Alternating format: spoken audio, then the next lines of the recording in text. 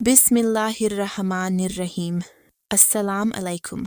इस वक्त गर्मियों की तपती दोपहर में मैं अपनी दुकान पर चंद एक ग्राहकों को सामान पकड़ाने के बाद फारिग बैठा था। दिन के इस पहर आमतौर पर ग्राहक कम ही आया करते थे, कोई एका दका ही लोग थे जो आ रहे थे। मैंने घड़ी में टाइम देखा तो दोपहर के 2:30 बज रहे थे और अब तो मुझे भूख भी जोरों की लगी थी।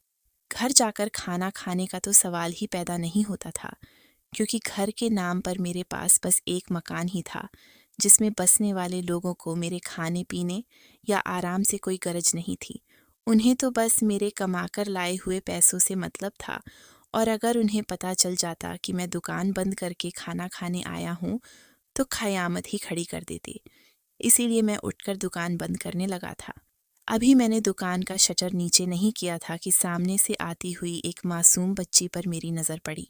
वो मेरी ही तरफ बढ़ रही थी। मैं दुकान के बाहर खड़ा उसे देखने लगा कि शायद वो कोई चीज़ या सामान लेने आ रही हो।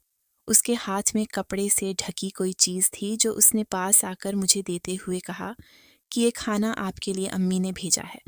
मैं हैरान हुआ कि अभी मैंने खाना लेने के लिए ही दुकान से कदम निकाला था और अभी किसी ने मेरे लिए खाना भेजा था। मैंने बच्ची से वो खाना लिया और शुक्रिया अदा करके दुकान में जाकर खाने बैठ गया। खाना बहुत ही ज़्यादा लजीज था। किसी ने बड़े दिल से पकाया था। मैं खाने से फारिग हुआ तो एक एक करके ग्राहक भी आने लगे। मैं अपने काम में मशगूल हो गया। दूसरे दिन फिर वही बच्ची खाना लेकर आई और बोली, अम्मी ने भेजा है। अब हर रोज़ यही सिलसिला चल पड़ा था। मेरे लिए अनवाई व अक़साम के खाने रोज़ रोज़ आने लगे थे जो खाकर मैं पेट भर लेता। कोई 1 हफ्ता हो गया था। वो बच्ची हर रोज़ खाना लाती रही, लेकिन मैंने उससे ये नहीं पूछा कि वो कौन है और उसकी अम्मी मेरे लिए खाना क्यों भेजती हैं। ये सवाल आज ही मेरे दिमाग में आया था। फिर दोपहर में ऐंठ हुई तो मैंने उसके सर पर हाथ रखकर पूछा कि बेटा, आप कौन हो और आपकी अम्मी हर रोज़ मेरे लिए खाना क्यों भेजती हैं? तो बच्ची ने जो कहा वो मेरे लिए बहुत ही हैरानकुन और परेशानी का बाइस था। यानी मैं अनजाने में किसी और का खाना हर रोज़ खा रहा था, क्योंकि बच्ची ने कहा कि अम्मी खाना देकर कहती हैं अब्बा को दे आ, इसलिए मैं खाना आपके पास लेकर आती हूँ। ये सुनकर तो मेरे होश उड़ गए थे। बच्ची तो मासूम और नासमझ थी, लेकिन मैं तो अक्लमंद इंसान था। मैं कैसे बिना पूछे और तहकीक के किसी और का खाना लेकर खा सकता था, और वो भी 1 हफ्ते से मुसलसल खा रहा था। बच्ची का जवाब सुनकर मेरी शर्मिंदगी की कोई इंतहा न रही थी। अब मुझे उनसे माफ़ी मांगनी चाहिए जिनका मैं खाना खा चुका था। मैंने बच्ची का हाथ पकड़ा और उसे दुकान से बाहर लाकर गली में खड़ा किया। फिर बच्ची से पूछने लगा कि बेटा, आपके अब्बा की दुकान इस बाज़ार में कहाँ पर है? क्योंकि मुझे लगा था कि बच्ची अपने बाप को किसी दुकान पर ही खाना देने जाती होगी और रास्ता भूलकर मुझे देकर जा रही होगी। लेकिन इस बच्ची ने कहा कि मेरे अब्बा की दुकान इस बाज़ार में कहीं पर भी नहीं है। मैंने कहा, तो फिर आप किसके लिए और कहाँ खाना लेकर जा रही होती हैं? तब भी उसका जवाब वही था कि मैं खाना आपके पास ही लेकर आती हूँ, और अम्मी ने कहा है कि अब्बा को खाना दे कर आओ। मैंने बच्ची को लाख बार समझाया कि मैं आपका अब्बा नहीं हूँ। आपकी अम्मी आपको जिनके लिए खाना देती हैं, आप वहीं खाना पहुँचा दिया करो। लेकिन हर बार बच्ची खाना मेरे पास ही लेकर आती और कहती कि अम्मी ने आपके लिए खाना भेजा है। क्योंकि मैं पहले ही इतनी दफ़ा खाना खाकर बहुत शर्मिंदा था, इसीलिए आज मैंने सोच लिया था कि इस बच्ची के घर जाकर तस्दीक कर लूँगा कि उनकी वालिदा किसके लिए खाना भेजती हैं, क्योंकि बच्ची हर रोज़ ही शायद रास्ता भूलकर खाना मेरी दुकान पर ला रही थी। इसके घर वालों को इस बात का पता भी हो कि ये बच्ची सिर्फ 5-6 साल की ही थी, इसलिए इससे गलती होना कोई बड़ी बात नहीं थी। इस दफ़ा मैंने खाना लेने से इनकार कर दिया तो बच्ची रोती सी सूरत बनाकर वहीं खड़ी रही और बोली कि जब तक आप खाना नहीं लेंगे मैं वापस नहीं जाऊंगी। मजबूरन मुझे उससे खाना लेना पड़ा और मैंने बिना खाए ही खाना वहीं टेबल पर रख दिया। वो बच्ची वापस जाने लगी तो मैंने भी वो खाना उठाया और उसके पीछे पीछे चलने लगा। वो बच्ची पास ही एक घर में दाखिल हो गई तो मैंने डोर बेल बजाकर किसी के बाहर आने का इंतज़ार किया। थोड़ी ही देर के बाद एक जवान औरत अपने चेहरे को दुपट्टे के नकाब से ढकती दरवाजे पर आई तो मैंने उनसे कहा कि आपकी बच्ची हर रोज़ किसी गलत फहमी के तहत खाना मेरी दुकान पर पहुंचा कर जाती है। गालिबन वो खाना अपने वालिद के लिए लेकर जाती है, लेकिन गलती से मेरी दुकान पर देकर चली जाती है। मैंने कई दफ़ा बच्ची से कहा भी है कि आप गलत जगह खाना देती हो, लेकिन वो ज़िद करके खाना रख जाती है। बता दें, बच्ची के वालिद की दुकान कहाँ पर है, मैं उन्हें खाना पहुँचा देता हूँ। वो औरत चुपचाप खड़ी मेरी बातें सुन रही थी। जब मैं अपनी बात ख़त्म करके चुप हुआ, तो उसने कहा कि बच्ची के वालिद फौत हो चुके हैं। आस-पास कोई मस्जिद नहीं, इसीलिए मेरी बेटी अपने वालिद के इसाले सवाब का खाना किसी दुकान पर ही लेकर आती है। मुझे बच्ची के यतीम होने का सुनकर बहुत दुख हुआ। मैंने इस बात का अफसोस किया और चुपचाप वापस चला आया। मैं अपनी दुकान पर आकर बैठ गया था, लेकिन मैं अपने दिमाग से उस बच्ची और उसकी माँ के ख़यालात को नहीं निकाल पा रहा था। न जाने उनके शौहर को क्या हुआ होगा। इस भरी जवानी में वो औरत बेवा बनी थी। वो दिन मेरा इन्हीं सोचों में गुजर गया था। दुकान पर भी काम में दिल न लगा। अब तो मैंने दुकान जल्दी ही बंद करके घर का रुख किया था। घर पहुंचकर मैं अभी अपने कमरे तक न पहुंचा था कि मेरी सौतेली माँ ने मुझे देखकर जल्दी वापस लौटने की वजह पूछी। मैंने कहा कि आज तबीयत ठीक नहीं थी, इसलिए दुकान जल्दी बंद कर दी। ये मेरी ज़िंदगी की डेली रूटीन थी। मैं सुबह उठकर दुकान पर चला जाता था और पूरे दिन की कमाई लाकर अपनी सौतेली माँ के हाथ पर रखता। इस घर में अकेला कमाने वाला मैं ही था। मेरे वालिद फालिज के मरीज़ थे जो एक बिस्तर पर पड़े रहते थे। उन्होंने अपनी सेहत के दिनों में दुकान खोली थी जो हमारे घर का ज़रिया एमाश थी। अचानक वालिद को फालिज का अटैक आया, तो ऐसी सूरत में दुकान बंद करना मतलब भूखा मर जाना था। मैं कम उम्र था, फिर भी सौतेली माँ के कहने पर पढ़ाई छोड़कर दुकान संभाल ली थी और तब से अब तक बस दुकान पर ही होता था। मेरी जिंदगी घर से दुकान और दुकान से घर लौटने पर ही मशमूल थी। 15 साल की उम्र से दुकान संभालते संभालते मैं 25 साल का हो गया था और इस सारे अरसे में एक दिन भी मैंने कोई छुट्टी नहीं की थी और न ही कहीं और जाने का सोचा था। इसी तरह कमाने को मैंने अपनी जिंदगी का मकसद समझ लिया था। इसके अलावा जिंदगी के किसी सुख दुख से मेरा कोई ताल्लुक नहीं था। ननिहाल ददिहाल में मुझे किसी रिश्ते का कुछ पता नहीं था। मैं कब यतीम हुआ ये मुझे नहीं पता, क्योंकि मुझे अपनी माँ की शक्ल तक याद नहीं थी। बस सौतेली माँ के मुंह से हमेशा ये सुना था कि मैं उनका सौतेला बेटा हूँ। मेरे अलावा वालिद की एक और औलाद थी और वो मेरी सौतेली बहन थी। वो शहर में किसी बड़ी यूनिवर्सिटी में पढ़ रही थी। कभी कभार वो घर आ जाती तो मुझे मुंह तक लगाना पसंद नहीं करती थी। मैं घर से सुबह बिना कुछ खाए निकल जाता था और रात देर से दुकान बंद करके लौटता। तब भी मेरे लिए घर में खाने को कुछ मौजूद नहीं होता था।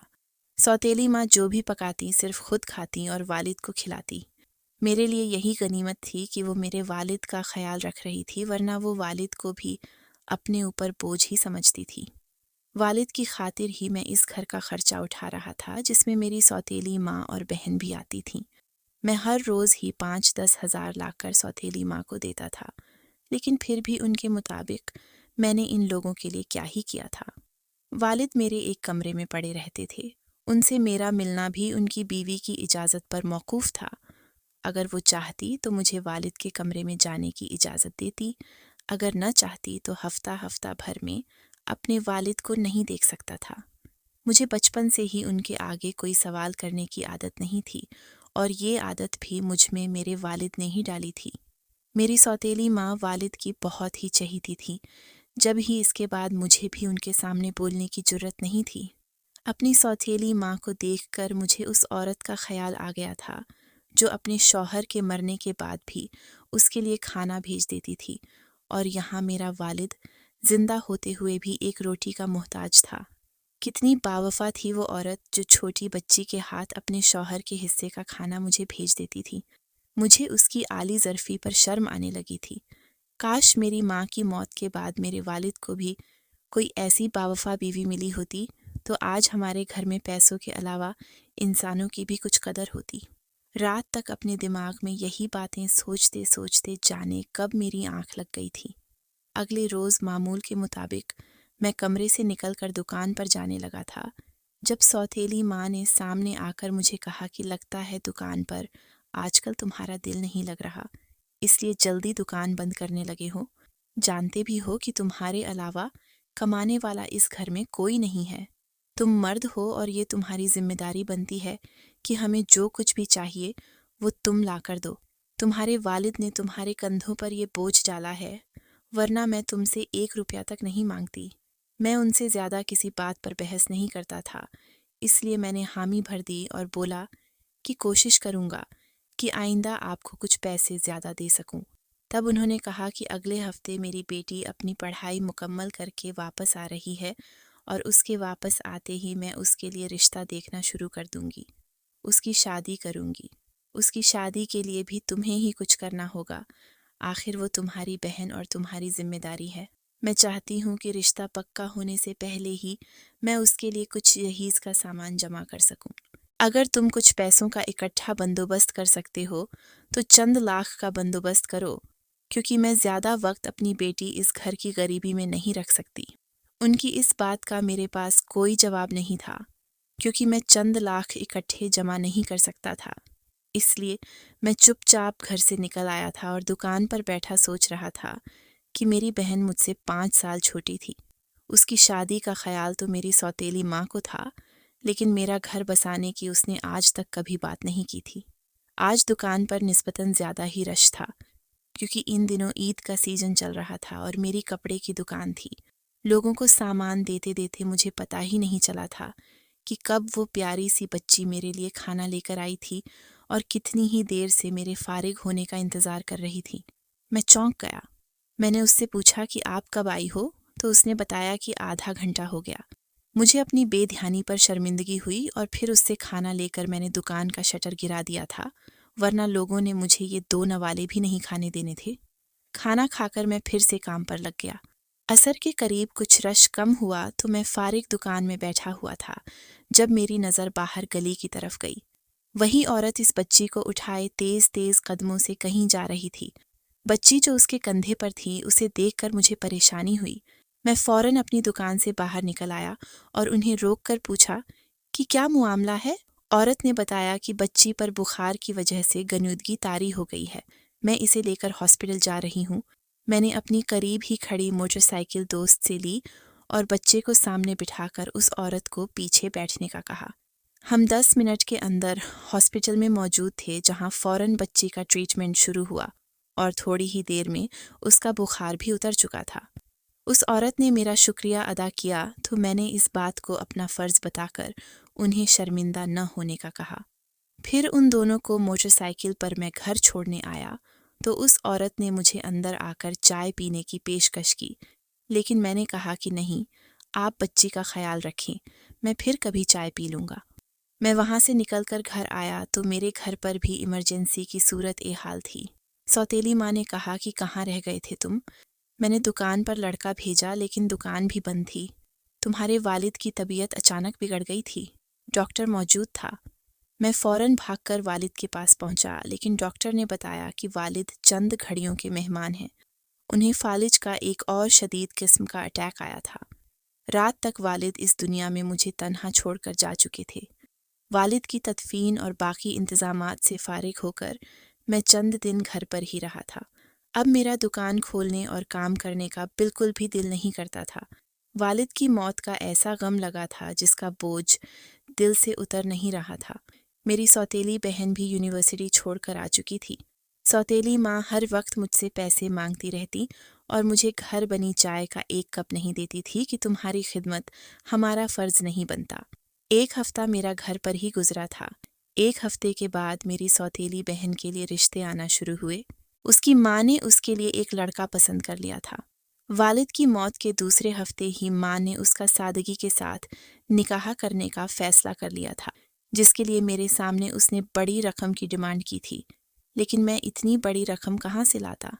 इसलिए हमने एक दूसरे की मशावरत से दुकान बेच दी थी और उससे मिलने वाली रकम से बहन की शादी के सारे इंतज़ामात हो गए।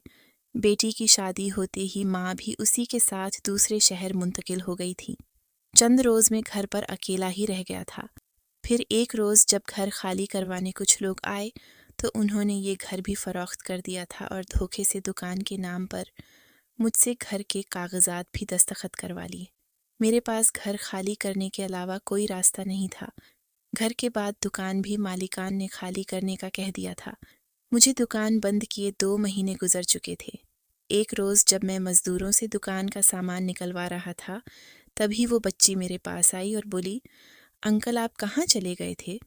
मैं रोज़ खाना लेकर आती थी, लेकिन आपकी दुकान बंद देखकर वापस चली जाती थी।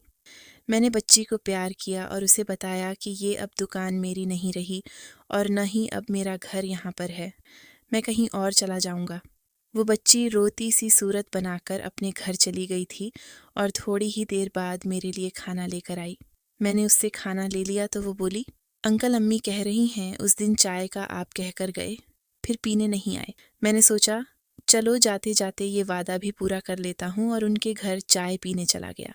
मैं वहाँ गया तो बच्ची की माँ मेरे लिए चाय बनाने किचन में चली गई थी। फिर बातों बातों में मैं बच्ची से पूछने लगा कि आप लोग कहाँ से यहाँ पर आए हो? तब उसने बताया कि जब मेरे बाबा की वफ़ात हुई थी तो घर वाले अम्मी से बहुत लड़ते थे, इसलिए वो घर छोड़कर यहाँ आ गईं। इतने में उसकी माँ भी चाय लेकर आ गई थी और अपनी बेटी को ये बातें बताते देखकर पूछने लगी कि अंकल से क्या बातें हो रही थीं। उन्होंने मेरा शुक्रिया अदा किया कि मैंने उस दिन उनकी मदद की थी, लेकिन मैंने कहा कि आप मेरे लिए हर रोज़ खाना भेजती थीं, शुक्रिया तो मुझे अदा करना चाहिए। इस पर उन्होंने कहा कि नहीं, वो खाना भेजने की मेरी नीयत सिर्फ अपने मरहूम शौहर को सवाब पहुंचाने की थी, इसमें आप पर मेरा कोई एहसान नहीं है। चाय ख़त्म करने तक मैंने उन्हें बता दिया था कि मेरा घर फ़रोख्त हो चुका है, इसीलिए मैं ये मोहल्ला छोड़कर जाने वाला हूँ। लेकिन फिर अपनी कहानी बयान करने के बाद मुझसे रहा नहीं गया। उनको यूं अकेली औरत होते हुए अनजान मोहल्ले में आकर बसने की वजह पूछने के लिए मैंने ये सवाल कर ही दिया था। फिर उन्होंने बताया कि ये कहानी बहुत लंबी है, अगर आपके पास वक्त है तो सुन लें। मैंने कहा कि ज़रूर आप सुनाएं। वो बोली, मैं भी आपकी तरह इस ज़माने की सताई हुई हूँ। माँ बाप की वफ़ात तब हुई जब मैं फ़कत 7 साल की थी और दोनों ही एक साथ किसी हादसे में अपनी जान से गए और मुझे बेरहम दुनिया के रहम व करम पर छोड़ गए। पहले मेरी परवरिश की जिम्मेदारी मेरे ददीहाल में चाचा ने उठाई, लेकिन उनके साथ मैं 2 महीने ही रह सकी, क्योंकि चाची मुझसे इस छोटी उम्र में घर के सारे ही काम करवाती थी और मुझे काम न आता तो ज़्यादा मारती थी। एक रोज़ चाची की मार से जब मैं बेहोश हो गई तो ये खबर मेरे मामा तक भी पहुंची। मामा की मेरी अम्मी के साथ बहुत बनती थी। भाई बहन में मोहब्बत थी, इसीलिए मामा को मुझ पर तरस आ गया और वो मुझे अपने साथ ले आई। मामा के घर आकर चंद रोज सुकून से गुजरे थे कि मामी भी चाची वाले ही रंग दिखाने लगी। 10 साल की उम्र को पहुंचकर मैंने सारे ही काम करना सीख लिए थे। 10 से 12 साल की उम्र तक खाना बनाने से लेकर कपड़े, बर्तन और झाड़ू वगैरह सभी मेरे ऊपर आ गया था।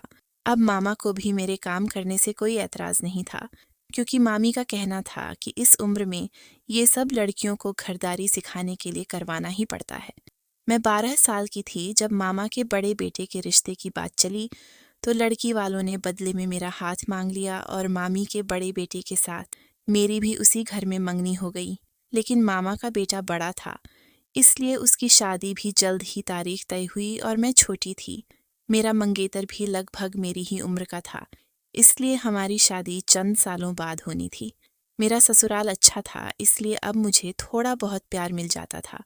मेरी ननद, जो अब मेरी मामी की बहू भी थी, उन्हें मैं भाभी ही बुलाती थी, वो भी मेरे साथ बहुत अच्छी थी। वो घर में आई तो मुझ पर से काम का कुछ बोझ भी कम हुआ था। वो कहती थी कि तुम बहुत माहिर हो गई हो, तुम कोई तकलीफ मत किया करो। लेकिन भाभी बहुत अच्छी थी। वो मामी को तो पलटकर कुछ नहीं कहती थी, लेकिन मेरी मदद फिर भी करती थी। हमारी जिंदगी यूं ही खुशी से गुजर रही थी।